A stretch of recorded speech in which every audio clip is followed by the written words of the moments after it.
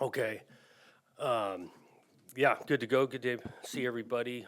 Just like we do, recapping Saturday a little bit. The style of the game, the type of game we got into was kind of what we wanted to we strategically planned for.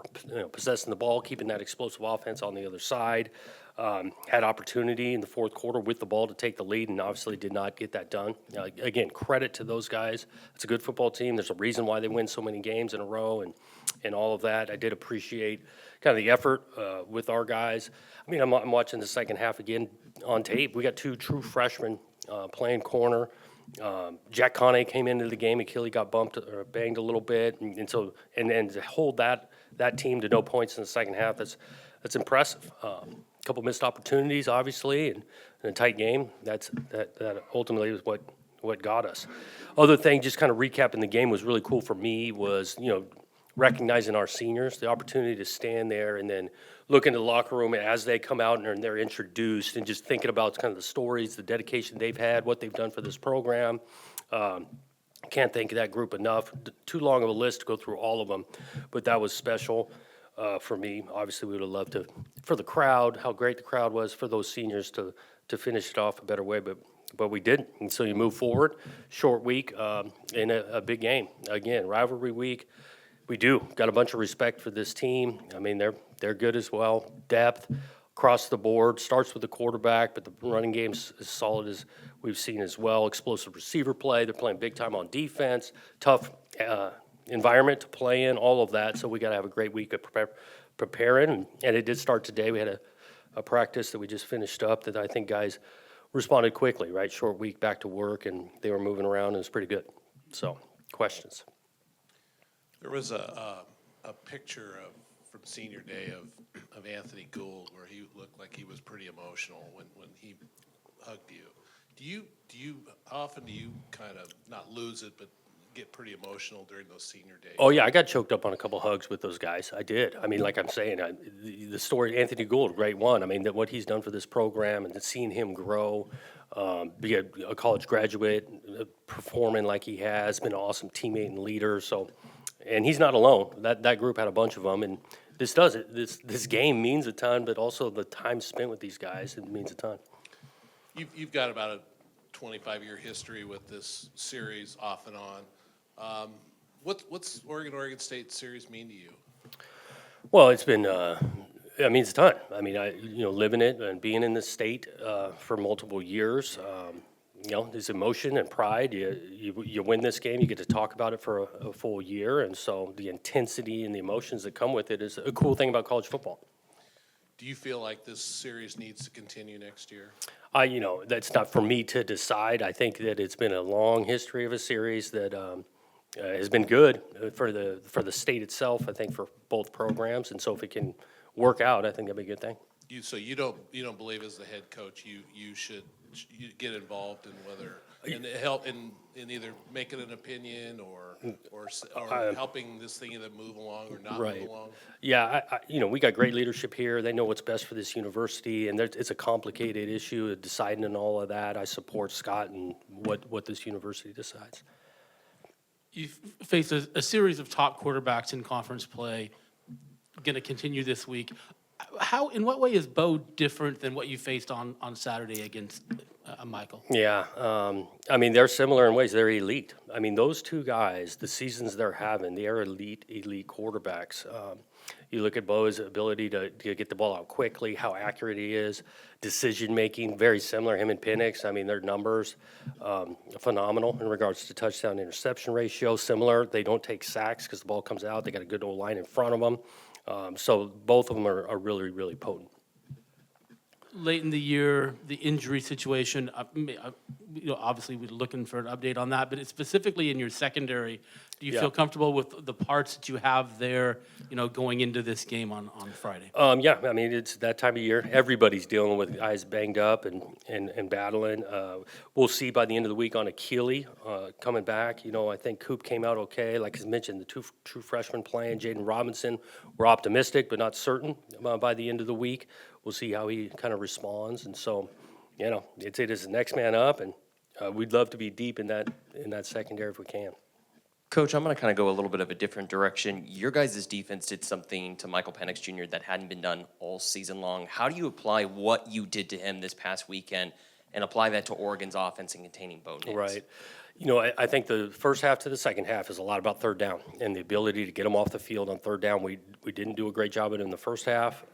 Second half we did, because it wasn't like we overly turned into pressure in them, didn't change dramatically schematics, but it was about third down and getting them off the field. And, yeah, you got a chance when like I say, you can get them off the field on third down. This matchup, with everything that's kind of happened this season against Oregon, where you guys are both at right now, where does this game rank in your minds among the other 126 times this program has faced Oregon? Yeah. I mean, yeah, it's a big game. All of them feel really big. Obviously, there's huge implications for them on that side. Obviously, we wish we were in that scenario. We're not, and so it's always big in this state. Conference game, final conference game, all of that's at stake. What does this mean for the players in this matchup? Have you talked to them at all? What have been their responses? Yeah, I think they're excited about it. You know, they understand how, a quality opponent they are, but in the state, it means a little bit more, and we're going to prepare to play an emotional game like that. What is Grant Stark's kind of availability? I know Yep. he didn't warm up. He did not. He was not available last week. I think he was light today in practice, but I think there's a chance to get him back. And I know last week you said that you thought that the UW game would come down to the fourth quarter, which, it kind of did. What do you expect for this week? Yeah, I mean, those games we expect similar, right? The 4 quarters, you got to play well for 4 quarters and getting it down to that. I do think we got a chance to play on all 3 phases. We're going to have to play well to get it to that point, and we got a chance to do it. How much do you reflect on last year's game and kind of the emotion and physicality that you guys were able to do in order to beat a team that did have a chance to go to the Pac-12 championship last season? Yeah, I mean, last year's game, you learn each week, each game you learn from, and obviously that experience goes back to this idea that you play 4 quarters.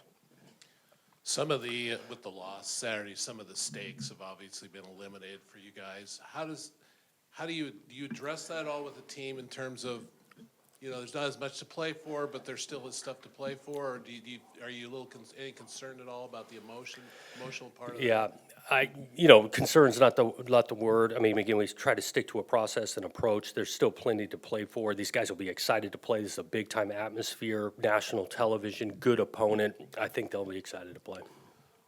I don't know if you'd agree with this or not. I was kind of looking at the stats from Saturday, and as much as you guys did run the ball, it wasn't good on first down in the second half. Was there a reason why you saw on video or anything why they were just able to stuff your run? We didn't do as good a job up front. They did tweak some movements, and we were not covering guys up nearly as well. You're getting tackled for gain of 0, and then you get yourself in the second and long, and that was a problem.